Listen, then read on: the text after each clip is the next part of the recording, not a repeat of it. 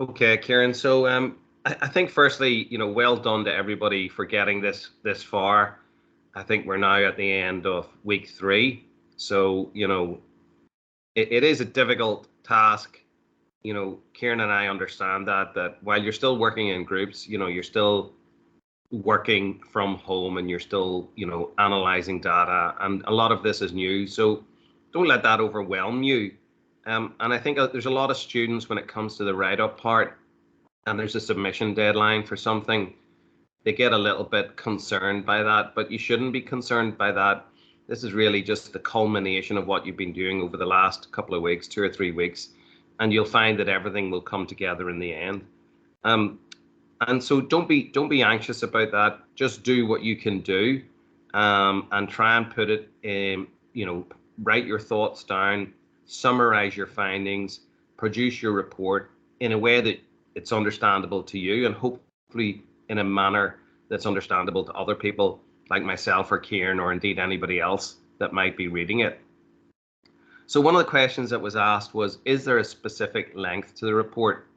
Um, and I'm not a big stickler for having a specific length. Students sort of like this. They like to know, if we've got a word limit or a page limit, then they sort of think, well, that's what I need to fill. And sometimes they end up filling it with information that's not directly relevant to where, what they're doing or where marks might be awarded, etc. So I don't really like the idea of a specific length.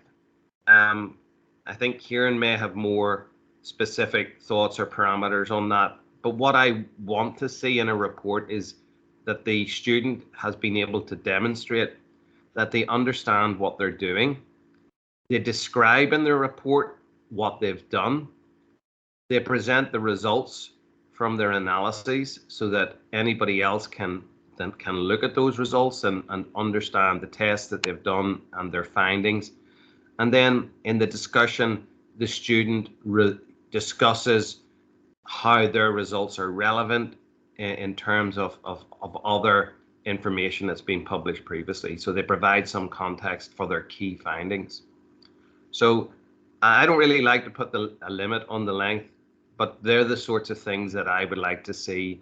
And some students are better at summarizing those points than others, and their report may be slightly shorter, but it may be of a slightly higher quality. So it's more about quality and less about quantity. Gareth, can I just say there that I do provide a guideline, but I do stress that it's only a guideline, because if I don't do that, then the students are a bit apprehensive if I don't provide a guideline. But I totally understand and agree with, and I have shared those ideas. Yep. That it's not about a certain page number, but they just like guides. Yep, absolutely. So then one of the questions that came up was, how many factors do we have to include? And Kieran will correct me if I'm wrong here, but each of you have been allocated at least one factor amongst a group of perhaps other factors. I think maybe it's 3 in total. Yes. That you will be evaluating. And Kieran, correct me if I'm wrong, but I think each student is supposed to focus primarily on one factor. Yes. So you've been given 3 factors really to assess, with the idea that you would focus on one factor. And so for the purpose of your report, what we would largely expect to see is mostly in around that one factor that you've been asked to focus on. That said, you're also part of a group, and you should also be aware of some of the other information that other people in your group may also be talking about, and they may also talk about the influences of some of these other factors that you've assessed, and they may influence your outcome measure, which is cardiovascular disease, or they may not. And so you may wish to introduce, so some students may wish to introduce those additional factors in some form, either in their introduction or in their discussion, and students are able to do that if they wish to do so. So it's primarily focusing on that one factor that you've been asked to focus on, but some students may wish to expand that slightly to cover the other factors that they've also evaluated. Is that fair enough, Kieran? Yes, Gareth. Most of them will do 3 and then have a predominance with 1. Correct. So there would, if you were to predominate on all three factors that you were given, that would be just too big a task to ask of you within the time frame that you've got here.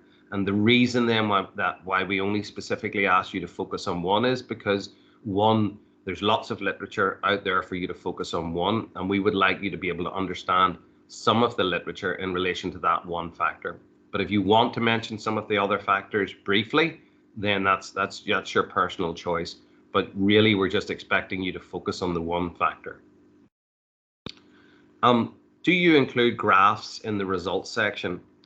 So personally for me, I like to see tables, and quite often you'll find that tables and graphs really reflect the same type of information. But for me, tables are easier to interpret. I can more easily see what the findings are and whether the results are significant or not. There may be some occasions where you can supplement the information that's in your table with an appropriate graph. And if you wish to provide some graphs, then you could do that. If you wanted to, you could put your graphs in an appendix, which would go at the end. But by and large, I think for the majority of students, if you have tables of your relevant results, for me, that would be sufficient. But Kieran may wish to clarify whether there's an expectation that he would like to see some graphs within your results. We did 95% confidence limits, Gareth, and most of the groups have continuous, at least some aspect of continuous data where they might be able to use 95% confidence limits on bar graphs. Okay.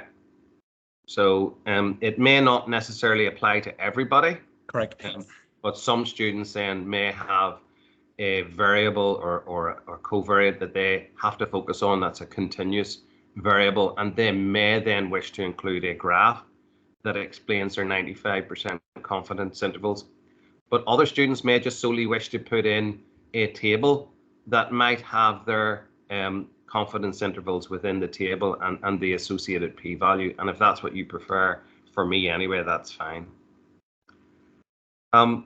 How long does the abstract have to be? Now, I'm hoping at this point that you all understand what an abstract really is. And so if you remember back to, I think, your first day, when Richard Fallis showed you how to do a literature search in PubMed and possibly Medline and other databases, essentially you put in your keywords and then you can control what sort of information that you get back. And quite commonly, the type of information that myself and colleagues would look at and some of my students is you'll get a title back. And in many cases, the title isn't sufficient to determine whether that paper is relevant to what you're actually searching for. And at that point, then you need to look at the abstract. And the abstract is a short summary of what the work entailed, how the people undertook the work, and what their key findings were, and a very short sentence really to conclude or discuss the implications of their key findings. And abstracts can vary in length. Quite often they're somewhere in the region of 250 to 300 words, but they could be anywhere between 200 and 400 words. It shouldn't be very long, and it should be a short synopsis of what you've done and what your findings were. So we don't have I'm not aware that we have a specific word limit on the abstract, but I think you should be trying to have your abstract somewhere in the region of 250 to 300 words. Somebody asked, is it okay to use an alternative to the Vancouver system for referencing? So perhaps you may be aware that there are two main referencing formats, of which Vancouver is one. The other referencing format is Harvard, and it's quite acceptable if you want to use the Harvard referencing system or if you want to use the Vancouver referencing system.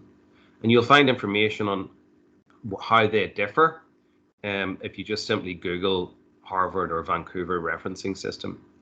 Now, the important thing is that whatever referencing system that you use, whether it's Vancouver or Harvard, you can choose either. Either are fine, perfectly acceptable.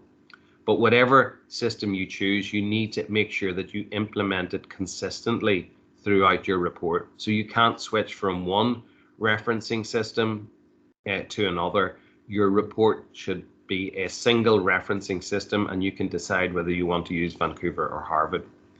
And again, at the end of your report, you'll be asked to provide a list of references, and it's very important that you go through each and every one of those list of references to ensure that the way that you've formatted them is consistent from one reference to the next. So quite often, many of our students at university will lose marks over the fact that their referencing format is not consistent. So there's an expectation that you, and again, there's no specific format that we would recommend that you use, but you must use whatever one you pick, you must do it consistently. Another issue that came up was, can you write in the first person? Now, personally, I don't really like seeing students or anybody writing in the first person, because it's not about I did this or we did that or they said this. It's more professional if you write in the third person. And I think for the purpose of your report, Kieran and I would prefer to see that you write in the third person and not the first person. That said, there may be a component of your report that specifically requests, Kieran, correct me if I'm wrong, if it requests what you actually undertook as part of the report or part of the project. Is that right? Yes, Gareth. The methods and materials is really what did they do? Yes. And so I think, so while I prefer to see people writing in the third person and avoiding the first person, there may be an occasion, for example, where you have that methodology and you may need to write in the first person. But by and large, I think you don't need to write in the first person, because if you write your own individual report, Kieran and I will know that that actually refers to you and not to someone else. Is that fair enough, Kieran? Absolutely. Okay. So finally, what if someone in your team is not responding or making an appropriate contribution? And this is always an issue that we have for group projects, probably I'm sure through school, but certainly when we have the students in university. And you know, the easy answer for us as academic members of staff is not to assign group projects, is to give everybody their own individual project. And in that occasion, then each individual is responsible for whatever they produce.